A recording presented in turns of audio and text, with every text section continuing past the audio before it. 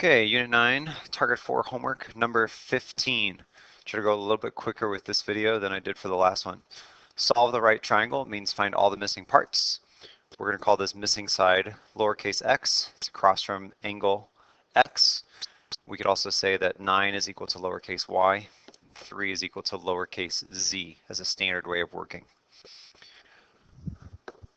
When you have two sides of a right triangle, you can use the Pythagorean theorem to find the third side. So in this case, 3 squared plus x squared is equal to 9 squared. Make sure the hypotenuse is always by itself. So 9 plus x squared equals 81. If I subtract 9 from both sides, x squared is equal to 72. If I take the square root of both sides, x equals the square root of 72. Square root of 72 you can break down 2 times 36, so 6 square root 2, or we can also use a decimal. It says round to the nearest tenth. So the square root of 72, or 6 square root 2. Just to see if I did that right. Gets the same thing. So rounded to the nearest tenth is 8.5.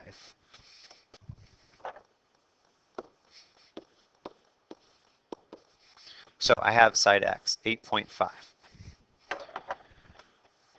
I want to find angle x and angle z. In order to find angles, I'm going to do what I highlighted here in blue. If you have the side lengths, which we do, you're finding the angle, then you're going to use the inverse trig function. So I'm going to use inverse sine, cosine, or tangent. I also want to try to use the numbers that I was given, 3 and 9, in case I did make a mistake when I was finding x. So if I'm going to find angle x first, I'm going to label what I have.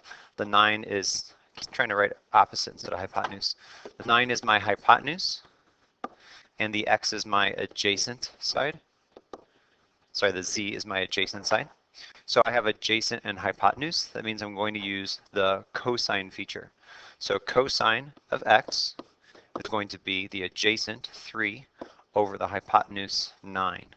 That means that I'm going to type in the inverse cosine of 3/9, and that will give me x.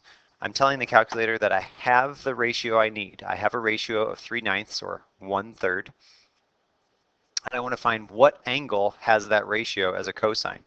So I'm going to use the inverse cosine of 3/9.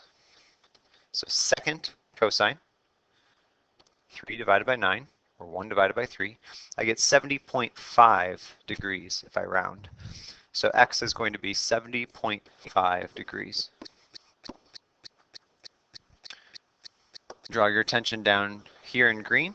Once you have one angle measure besides the right angle, you can subtract it from 90 to find the other angle measure. So 90 minus 70.5 is equal to 19.5 degrees.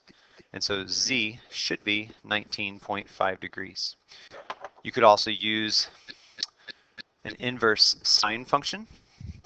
You could have said sine of z is equal to the opposite 3 over the hypotenuse 9.